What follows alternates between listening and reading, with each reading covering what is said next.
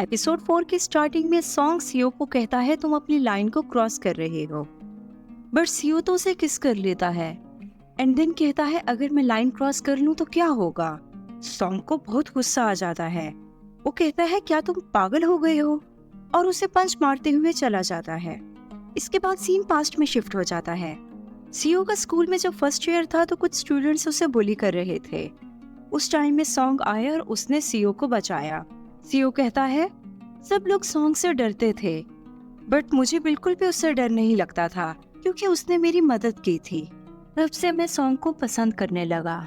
उसके नजदीक जाने के लिए मैंने बास्केटबॉल टीम को भी ज्वाइन कर लिया। पर जब मैं टीम में गया तो सॉन्ग को याद नहीं था कि उसने मुझे स्टूडेंट्स से बचाया था। हम दोनों के दरमियान सब कुछ सही चल रहा था।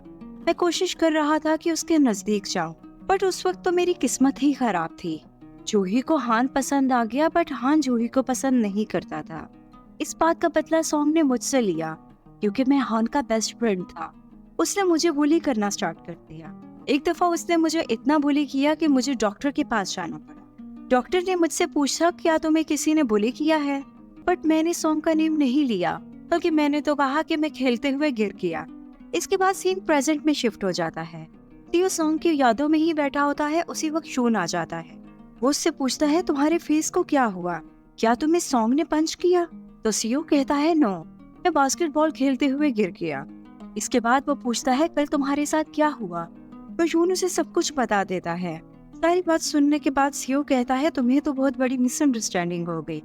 हान कभी भी सॉन्ग को पसंद नहीं करता था, बल्कि वो तो कहीं ना कहीं तुम्हें प्रोटेक्ट करने की कोशिश कर रहा था और तुमने उसे ही गलत समझा। तो यून कहता है अब मुझे क्या करना चाहिए? सीओ कहता है बेटर होगा कि तुम उसके पास जाकर उसे अपोलोजाइज करो। इसके बाद हमें हान को दिखाया जाता है। हान अपने डॉक्टर के पास आया होता है और उन्हें बता रहा होता है कि मुझे 1 हफ्ते से नींद नहीं आई। तो डॉक्टर पूछते हैं क्या तुम्हारी लाइफ में कोई बहुत बड़ा चेंज आया है? तो हान बताता है अपने ब्रदर की वजह से। यहाँ हमें पता चलता है जिस लड़के के बारे में हान को बार बार ख्यालात आते हैं वो इसका ब्रदर है। वो बताता है मेरे स्कूल में एक न्यू लड़का आया है जो मुझे अपने भाई की याद दिलाता है। वो पियानो भी प्ले करता है तो सेम टू सेम उसी की तरह। डॉक्टर पूछते हैं क्या तुम उसके लिए कुछ फील करते हो? इस बात पर हान गुस्सा हो जाता है और वो कहता है आपका क्या मतलब है? तो फौरन से डॉक्टर कहते हैं मैं तुम्हें प्रिस्क्रिप्शन लिख के दे देता।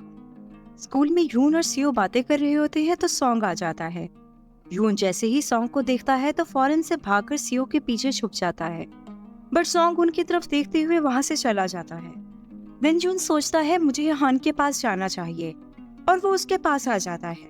और अभी यून ने इतना ही कहा होता है कि कल, तो फौरन से हान कह देता है फॉलो मी और उसे लेकर म्यूजिक रूम में आ जाता है। यून पूछता है तुम मुझे यहाँ क्यों लाए हो? तो हान कहता है पियानो प्ले करो। यून कहता है आर यू सीरियस? हान कहता है जितना मैंने कहा उतना करो। एंड देन यून पियानो प्ले करने लग जाता है। हान पियानो सुनता सुनता ही सो जाता है।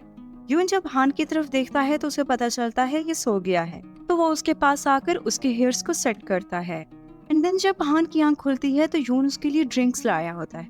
इसके बाद ये दोनों ड्रिंक करते हैं।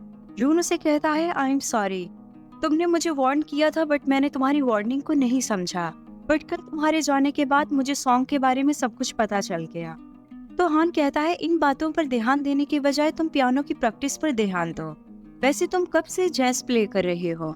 जून बताता है मेरी फैमिली को क्लासिकल म्यूजिक बहुत पसंद, इसलिए मुझे कभी भी जैज म्यूजिक घर में प्ले करने की परमिशन नहीं है। मैंने हमेशा अपने माइंड में ही प्ले किया, पर इस स्कूल में ट्रांसफर होने के बाद देन ही मैंने जैज म्यूजिक को प्ले किया।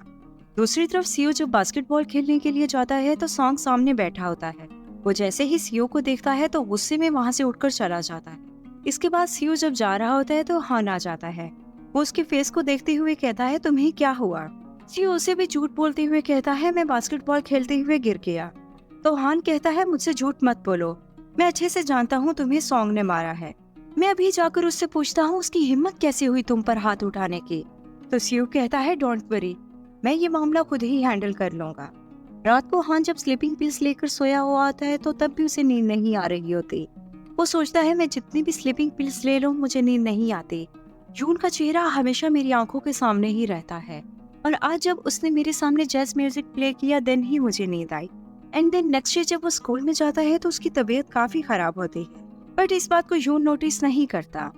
लंच टाइम में सीयू यून को कहता है तुम हमारे ग्रुप के मेंबर बन जाओ, तो इसलिए हम लोग थर्सडे से प्रैक्टिस करना स्टार्ट करेंगे। एंड देन जब थर्सडे आता है तो प्रेजेंटेशन को डिस्कस करने के लिए सब मेंबर्स म्यूजिक रूम में इकट्ठे हो जाते हैं। बट वहाँ हान मौजूद नहीं होता, क्योंकि हान ने ऑलरेडी सीयू को कह दिया था कि तुम यून के साथ ग्रुप बना लो, मैं तुम्हारे साथ नहीं करना चाहता प्रेजेंटेशन। देन ये सब लोग प्रेजेंटेशन को डिस्कस करते हैं। दूसरी तरफ हान की स्कूल में तबीयत खराब हो जाती है, उसे वॉमिटिंग स्टार्ट हो जाती है और सब कुछ ब्लर दिखने लग जाता है, इसकी वजह से वो गैलरी में ही बेहोश हो जाता। इस तरह 2 दिन गुजर जाते हैं। यून स्कूल में हान का ही वेट करता रहता है। वो सोचता है 2 दिन हो गए, हान का कोई अता पता ही नहीं, वो कहाँ चला गया है। देन वो सीयू से पूछता है क्या तुम्हारा हान से कांटेक्ट हुआ, तो सीयू कहता है मैंने उसे कॉल की बट उसने मेरी कॉल पिक नहीं की। देन मैंने उसके अंकल से पूछा, उसके अंकल ने कहा आजकल वो अपने घर में है। देन सीयू कहता है वैसे तुम उसके बारे में बहुत टेंशन में नजर आ रही हो, तो ऐसे करते हैं आज स्कूल के बाद हम लोग उसका पता करने चले जाएंगे, इसलिए तुम भी मेरे साथ जाना। तो यून कहता है ओके। देन स्कूल के बाद सीयू और यून हान के पास चले जाते हैं। वहाँ जाने के बाद सीयू को तो भूल जाता है कि हान रहता कहाँ पे था। वो उसे हर बिल्डिंग में लेकर जाता है। यून उसे कहता है हम कब से हान का रूम ढूंढ रहे हैं, तुमने तो मुझे थका ही दिया। तो सीयू कहता है तुम टेंशन मत लो, मैं 100% श्योर हूँ कि उसका रूम कहाँ है। एंड देन दोबारा वो एक रूम में जाते हैं तो वो भी नहीं होता। फाइनली जब वो थक हार कर वापस जा रहे होते हैं तो सीयू को अचानक से याद आ जाता है। पर जैसे ही वो रूम की तरफ जाने लगते हैं तो सीयू के पास एक मैसेज आ जाता है। तो वो यून को कहता है बिल्डिंग नंबर 4 में जाओ और उसके अपार्टमेंट का पासवर्ड 1234 है। मुझे किसी जरूरी काम से जाना है इसलिए मैं जा रहा हूँ। तो यून को पहले तो बहुत अजीब लगता है कि मैं अकेला कैसे जाऊँ। एंड देन बड़ी हिम्मत करके हान की रूम की तरफ चला जाता है। वहाँ जाकर नॉक करता है बट कोई भी डोर नहीं ओपन करता। कि वो पासवर्ड को ट्राई करता है। तो वो पासवर्ड को ट्राई करता है तो फाइनली अपार्टमेंट ओपन हो जाता है। जब वो अपार्टमेंट के अंदर जाता है तो हान के शूज देखता है और सोचता है ये तो हान की ही शूज हैं। और फिर हान को आवाज देने लग जाता है क्या तुम यहाँ हो। हान रूम से बाहर निकलता है और पूछता है हो इज इट, बट फौरन उसे चक्कर आते हैं और वो यून के ऊपर गिर जाता है। और यहाँ एपिसोड 4 कंप्लीट हो जाता है। Stay tuned to my channel for the 5th episode.